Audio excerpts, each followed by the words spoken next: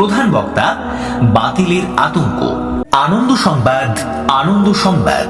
পুখুরিয়া গ্রামবাসীর পরিচালনায় পুখুরিয়া সুন্নি হানাফি জামে মসজিদের উন্নতিকল্পে সারা রাত্রি ব্যাপী এক বিরাট ধর্মীয় জালসা অনুষ্ঠিত হতে চলেছে।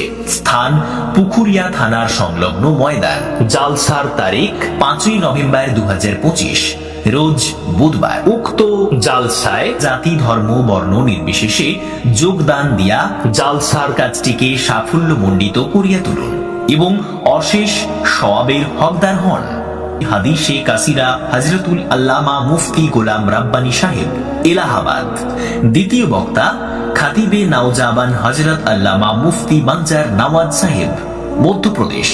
তৃতীয় বক্তা তরুণ প্রজন্মের আইকন, সুললিত কণ্ঠের মালিক হযরত আল্লামা মাহিবুল ইসলাম মিসবাহি সাহেব, উত্তর দিনাজপুর।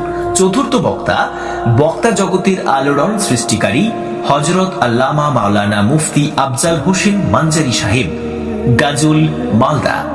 জলসা মঞ্চের সভাপতির আসন অলঙ্কৃত করিবেন বহু ইসলামিক গ্রন্থের প্রণেতা হযরত মাওলানা মুফতি জাহাঙ্গীর আলম রেজভী সাহেব, অত্র জামে মসজিদের ইমাম। শায়েরে ইসলাম হিসেবে উপস্থিত থাকবেন বুলবুলে বাগে মদিনা হযরত মাওলানা আলী হোসেন কাদেরী সাহেব।